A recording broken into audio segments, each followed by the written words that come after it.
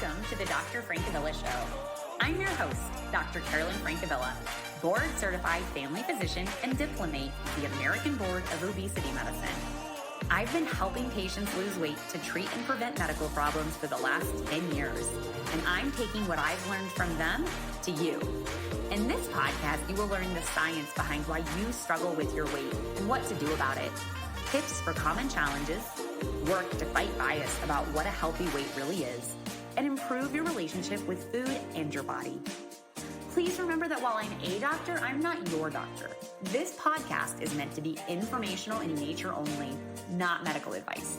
Please seek out care from your physician for your specific needs. Okay, let's get started. Hello, and welcome to this week's episode of the Dr. Francavilla Show. I have another fabulous guest for us this week, and we're going to talk about strength training. We've talked about this a couple times before on the podcast, and I've gotten awesome feedback about it. And I find that it is something I am encouraging my patients to do more and more. So excited to get some real practical tips today. I have Dr. Carrie Holland with me today. She is the CEO and a full-time coach. She helps women build strong habits around eating, moving, and thinking. She addresses the impact of her clients' responsibilities at work and home on their wellness.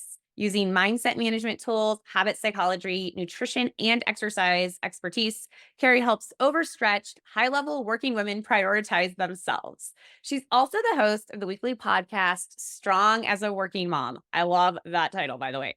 She's a board-certified family physician and has additional certifications in personal training, health coaching, and life coaching. Her website is Carrie Holland, MD. It will be on the show notes, and we'll make sure she tells you where else you can find her later on. But welcome, Carrie. Thank you so much for joining me on the podcast today. Thank you for having me. It's great to be here. So tell us a little bit about coaching, what that is, and how you got into coaching. Absolutely. Coaching was something that I fell into kind of piecemeal. So just short bits about me, and you already kind of mentioned it in my bio, but I started out as a full-time family physician and went through serious burnout when the combination of all life things came together between being a full-time working parent, trying to navigate that, and then some of my own personal challenges. I got totally fried. And so from there, I started putting pieces together. So the first thing I did was get a personal training certification because I just loved lifting weights and I wanted to help people learn how to exercise. And from there, it sort of spiraled because while I was training people, people would be like, well, how do I put on muscle? Like, what do I need to do to look like I lift weights? And so from there, I got a nutrition coaching certification. And then I would help when I initially started out coaching, all I did was not all, but what I did was I was writing strength training and nutrition plans for people, just helping them to not only build the muscle, but to feed their muscle. And then we would meet and they wouldn't be doing any of the things. And I was like, well, what's going on here? And then I realized that it's our mind, it's our mindset that really is ultimately sort of the key foundation from which everything else comes.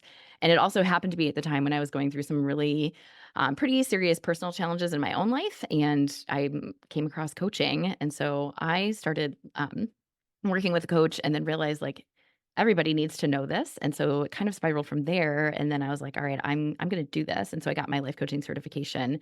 And then now using all of that, I feel like I can come at it from a much more holistic approach because I can certainly nerd out about strength training and protein and squats and all of the things. But I also have the mindset tools to help people actually make this happen, which is where it really counts. So that's the kind of the stepwise approach that I took. Yeah, I love that so much. So much of that resonates with my experience because my interest in sort of how I got into the world of helping people lose weight was interest in exercise. I always liked exercise. It was a really powerful tool for me in many ways, physically and mentally. And then I, went through medical school and I realized nutrition was actually just as important as not more important in helping people with a lot of their health goals. And then I realized exactly like you did, there's this huge gap between knowing what you should do, right? Like, okay, this is the best way to eat for me, and this is the movement that I should be doing, and then accomplishing those things, right? And so, the behavior side is the word I use a lot for, what ultimately ends up being coaching. And then the other layer that my audience knows, I'm so big on is, when those things do not lead to results? Like, what's the other biology that's in the way? And so for me, like utilizing medication, since I am still in that clinical setting, is that other layer, right? That we can add Mhm. on. Like, if all the coaching in the world can't get you the results you're looking for, maybe there's like this other layer of biology that's in your way too. So anyways, I love how you broke that down, right? Because exercise on its own, nutrition on its own, behavior on its own, none of those get most people the results they want health wise, right? It's like we have Yeah. to do all the things. Yeah, absolutely. It's definitely a combination. And I think that there's a place for all of those together for a client or a patient to achieve their results. I think it's a combination of all of those things. And I totally agree. It's not just knowing. Most of us know what to do. It's that gap between knowing and doing. And that's really where coaching and a lot of work that I do sort of brings that together because we have to get through what is keeping you from doing. And it's not always easy to find that. And so sometimes we have to go digging and find like, what is it? And often it's the limiting beliefs and lack of self confidence or the stories that we're telling ourselves. And so I help people unravel those so they can get out of their own way and start moving forward. So I, got introduced to that concept of the stories we're telling ourselves several years ago through some other, physician coaches. And I think it's so powerful. Can you explain what that means? Like, do you have a way of explaining when you say this, the stories we tell ourselves? So I'm not sure everyone's familiar with that. What Sure. does that mean? Yes. Well, I will use an example. I love examples, and I think it's best illustrated in an example. And we all have our stories, right? So, for many of the people that I work with, the story that they tell themselves and me is, I don't have time to exercise. So, I just take that thought right there and we come at it from an approach of curiosity because what happens often is that that's a thought, right? Like, I don't have time to exercise. However, when we say that to ourselves and to everybody else enough times, what happens? That becomes our belief. It becomes our truth, as if we're reporting the news. I don't have time to fill in the blank. And it could be to exercise or to meditate or to read, fill in the blank. But oftentimes, again, what I do relates to exercise or nutrition. And so then we have to pull that apart a little bit.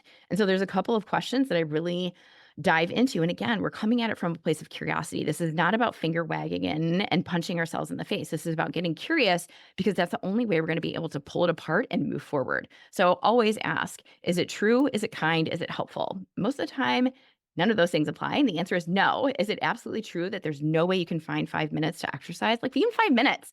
And it's important. I can get into that later about why even 5 minutes of exercise is important.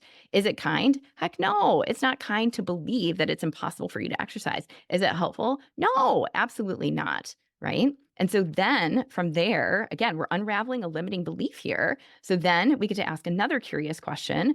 Is there any evidence that the opposite might be true? And I really, really love this one. This one comes from Adam Grant's Think Again.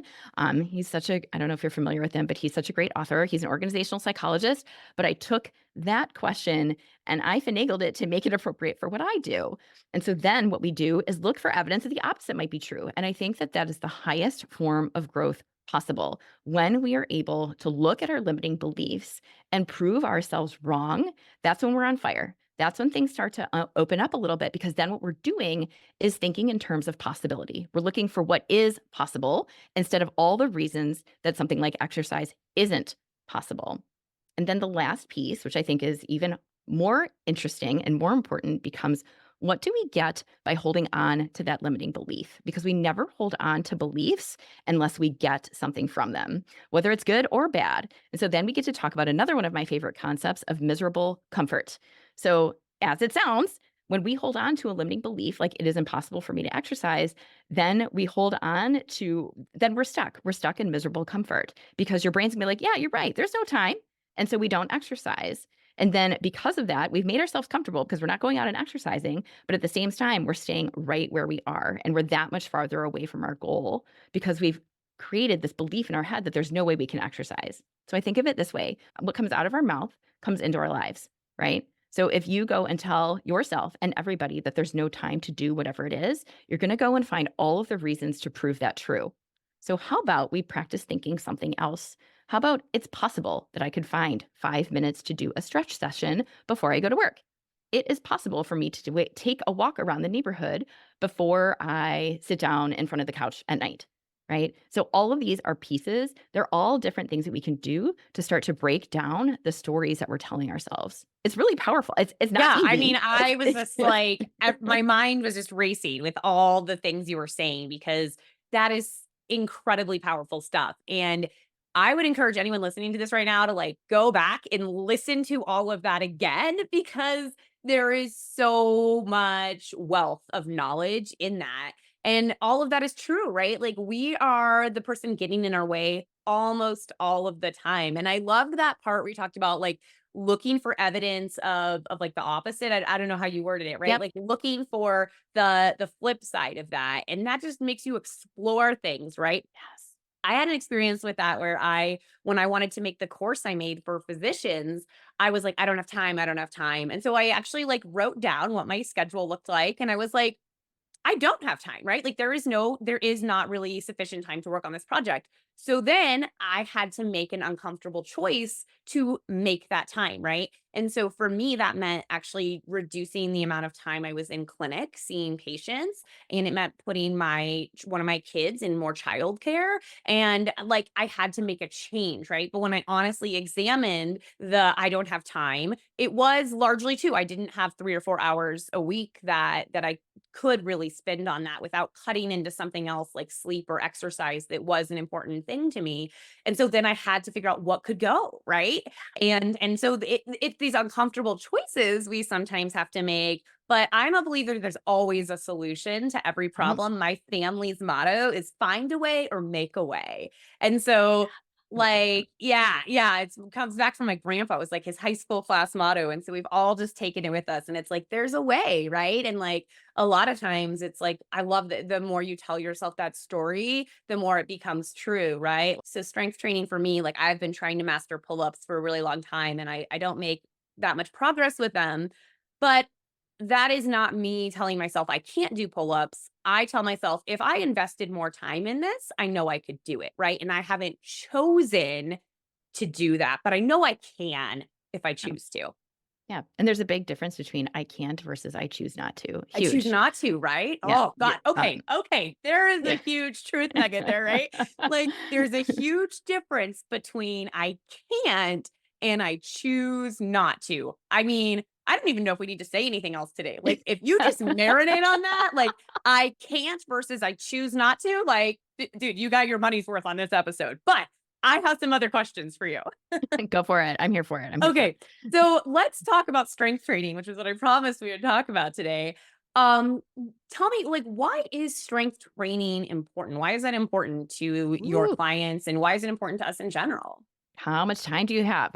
No, it is so, so important, especially for all of us as we age. So it used to, again, we used to think that people started losing muscle and there's nothing that we could do about it. But in fact, there's a lot that we can do about it. And so the time to start strength training was yesterday. And I would argue that no matter how old you are, get started now, because I mean, just from the biologic benefits, the benefit to building muscle mass, the building benefit to building bone density, the decrease in fat that can happen, all of these things, the contribution of muscle mass to your metabolism, all of these things, there are just so many reasons to get going now. And even to not just from a health piece, but also from a function piece. When I get old, I want to be able to run around with my kids. I want to be able to run around with my grandkids. I want to be able to pick up a box from the floor, go up the stairs, even bend over and tie my shoes. And so strength training is it's not just about aesthetics, but it's about function. And that's where even tying in some of the basic strength training moves, like if you think about it, so an overhead shoulder press, for example, that's getting your carry-on in the overhead storage compartment on your plane. Picking up a box, that's a deadlift. I mean, sitting down into a chair, there's your squat. There's all of these things. So Yeah. it's not just about pushing the iron, it's about having function, not just now, but when we're older. So there's again, I'm going off here, but there's so, so many reasons to do it. No, I think that's actually the hugest thing. And like we push that a lot in the CrossFit world, but these are functional movements, right? A squat is getting on and off a toilet, right? Like you want to be able to do that the rest of your life, I think, right? And so Yeah. like these are functional movements. These are things, these are not just like to prove a point to someone or show off. Like when you can do these things, you're going to age better. You're going to be able to keep doing all the things you want to do throughout your life, it's really hard, but not impossible to pick these things up at 70 years old, right? Like you can always start strength training, but doing it now, whatever that now is for you, is really going to pay off. Well, and especially if you're naive to strength training and if you've never done it before, you will have the capacity to build muscle pretty quickly if you're consistent about it. And if you go at it from an intentional program, you can build muscle pretty quickly. And especially too, add in the nutrition, then you're really on fire. And so even if you're brand new and haven't done it and you're 60, it don't matter. You can still get it done. And you'll find that the trajectory is pretty steep as far as how quickly you build muscle. So yes, it doesn't matter if you're brand new and don't know your way around a dumbbell. You can get it going now. So, when we say strength training, I think people probably get different ideas in their head about what that means. What exactly is strength training? Like, what sort of things would count as a strength training? What could it look like? Sure. So I look at it from the key foundation and principle of progressive overload. So when we're talking about building muscle or building strength, it really comes down to progressive overload. And what that simply means is your muscles grow by applying an increased stress over time. And so for somebody, again, in our previous example, for somebody who's brand new to strength training, starting with your own body weight can be enough. So squats, push-ups, and lunges, like even just starting with those, that is using your own body weight as resistance. And then as your muscles get stronger and it gets easier, then you can add resistance. So the next step to that I usually recommend is something like a set of tubes or loops. Again, they're cheap, they're easy, they're portable, and it's extra resistance because again, the whole idea is to continuously add an increased stress to your muscle. And then when those get too easy, then you can start getting into the dumbbells and the barbells and that sort of equipment. But again, it can be very much a graded approach. So for anybody who's new to it, I would never want them to shy away, be like, oh my gosh, that means clanging around iron at, Gold's Gym and hanging with the bros.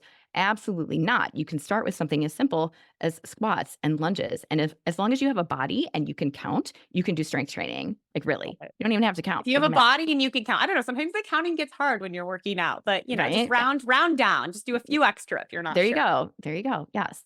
So that's really, again, it doesn't have to be this complicated approach and it doesn't have to be that you have to go to a gym. I mean, I do all of my working out at home. I mean, again, COVID taught us if you have dumbbells and a bench, if you have your body weight, you can get it done. You can get it done for sure. So how much strength training in an ideal world, like what would be sort of the minimum that someone should start with? Like how many minutes or how many days a week would be sort of like a good place to start for someone? Sure. Well, if you go to the CDC, it's a little bit fuzzy because it's very clear on 150 minutes of physical activity a week. But then it adds on the extra caveat of strength training, working each muscle group at least twice in a week. So it's a little fuzzy. So when I'm working with somebody who's brand new or just wants guidance, I will suggest at least 2 strength training sessions per week, hitting all major muscle groups. And really, again, that's fuzzy. If I have somebody who only has 1 day a week, then I would rather you strength train 1 day a week than zero, and Right. something counts. Something is better than nothing in this case. So again, if you get a solid full body workout, and I have 5 foundational moves that I want every person I work with to know how to do. And I mean, I can tell you what they are. So squats, deadlifts, a chest press or bench press, pull-ups or rows, and an overhead shoulder press. And again, it goes back to what we were talking before. Those are all functional, foundational moves. It's squatting, it's picking up stuff, it's getting overhead, it's pushing, it's pulling, it's getting all of those foundational movements in. And so if you can get those in one full body workout, fine. If you have more time and you can get it over two, even better. So if you want to build muscle and see gains, then again, more is going to be better up to a point because you have to be able to give yourself time for your body to rest. So think about what you're doing when you're strength training. You're ripping up your muscle fibers. And then it's when you're resting that things happen. That's when the magic happens because the muscles repair themselves, only to come back bigger and stronger for next time. But if you work out too often, then you don't give yourself that chance. So I typically recommend up to 4 at strength training sessions in a week. But ideally, again, I will start with 1 and then we grade up from there. I'll meet you where you're at. So something is always better than nothing, I think is the take home there. But Yeah. the ideal would be like the twice a week with getting, all the major body parts involved if possible. Yes. So ideally 2, but more like 3 or 4, right? Like I'm just again, I generally recommend we start with 2 and then we go to 3 and then we go to 4 and we can break that up however you want, whether it's an upper body, lower body, full body, an upper body and then a lower body. It doesn't There's so many ways to break it up. There is no one right way to strength Love it. train. So And I that's love that so much because that's the guidance I always give my patients with exercise in general, right? Is we really don't know what the perfect exercise plan is. And we're all probably going to respond to different things. And yep, ideally, it's like you enjoy it, right? And so, yep. people are like, well, should I be on the spin bike or should I be on a treadmill? I'm like, well, which one do you like? Like, which Yep, one's find more what you fun for like. you to do, right? Like, should I Absolutely. should I do CrossFit or Orange Theory? I'm like, well, which one do you like, right? So we don't know what the perfect form of exercise is, but we do know that moving more and getting in a mixture of strength and conditioning are like really the key elements here. Would you agree?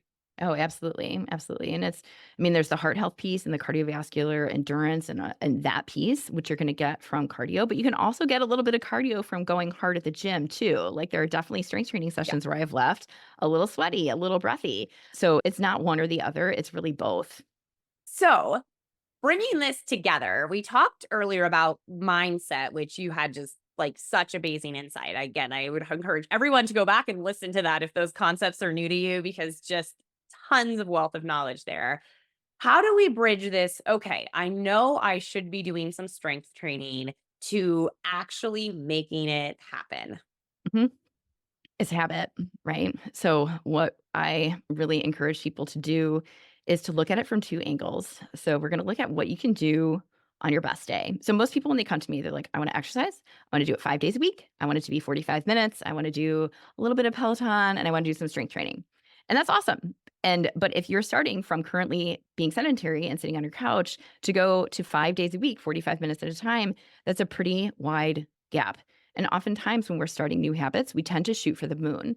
And that's great, but that's going to be our ceiling. That's going to be like in an ideal world, what's going to happen? Because it's easy when it's easy, right? Like when our kids cooperate, we get out of work on time, the dog hasn't pooped in the house, everything is firing on all cylinders. That's when we can get it in, right? But I will also take the flip side and I will ask anybody that I work with, what can you do on your worst day? And some people raise an eyebrow at me, but I do think that when we're forming habits and we're contemplating habits, we need to look at that because I want you to be able to know, even when everything is falling down around me, I can still be someone who gets my workout done. And that is so, so, so essential. I want to see you set a goal, maybe even if it's just a little bit of a stretch, and I want you to go do it because what that's going to do is prove your self efficacy. And that, honestly, that is essential. You have to believe in your ability to go and get the thing done, and then you go do it.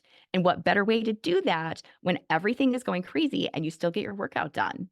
So that honestly, I will take I that love approach. I will it. look at I what couldn't agree more. And I was laughing when you mentioned the dog poop because you basically described my morning here. I looked at my schedule for my gym and I discovered there was no 8 o'clock class, which is what I was planning to go to. And then I couldn't get my daughter out of bed because of the time change. And I finally got her to school and I got home and I had this podcast, at 10 my time. And I was like, oh my gosh, I don't have time to do the hour-long workout I plan to do. And then my dog had pooped and peed upstairs, and I was like, "Eh." But I did my backup plan, which is I got on the Peloton and I did my 30 minutes on the Peloton. And there it you go. wasn't what I had in my ideal world, what I was going to do today. But I still got that movement in. Mhm, And like, right, we have to have, and I have a whole podcast episode about this that I call it backup plans, right? Like, there's mhm. this is my ideal world. And then this is like what's the minimum that I can probably make happen almost always. And so I love that Yes. so much. I love it. Well, and there's also the other piece to it. So going back to habit. So I'll often encourage people, especially if even doing like what you said, like your 30 minutes this morning. Like for some people, even that is hard. And so I'll be like, okay, can we do 5 minutes? Like Right, five right. minutes. My 30, like, right. I like run marathons and stuff, right? So 30 minutes is like a lot to a lot of people. To me, that's like a small amount, right? So Sure. right. So, but like whatever that is, right? 5 minutes totally counts, right? Five Yes. minutes absolutely counts. Well, and it's 2 sides of the coin, right? Because with all habits, there's the habit itself, right? There's getting on the bike, there's getting your gear together, there's getting your water bottle, all of that. And then there's the actual workout itself. And it's both sides of that coin. So there's the workout, but then there's the habit of the habit, all of the things that get you to do the habit. And those are both equally important and need to come together to, again, reaffirm to you, I'm somebody who gets her workout done. I love It's it. I both love it. pieces. It's both pieces. I love it. I love it so much. Awesome. Well, thank you so much for joining me today. If my listeners want to connect with you and get, more of this information, how can they find you? Absolutely. So I'm on the social media. I'm on Facebook at Carrie Holland MD. Same thing with Instagram, Carrie Holland MD. I do have a YouTube channel where I post workouts 6 days a week. They're not fancy, I will say that. They're just demonstrations of the moves along with set and rep counts. Again, Carrie Holland MD. I think I have the CPT after my name on that. I'll just say Carrie Holland MD CPT. And then I also have a podcast. It's called Strong as a Working Mom. It's all things eating, moving, and thinking every week. So yeah, and then my website is carriehollandmd.com. Well, I have not had a chance to listen to your podcast. I just found out about it, but I am guessing it's amazing based on the conversation we had today because you had so many amazing nuggets. So thank you so much for sharing those all with us today. And until next week, take care.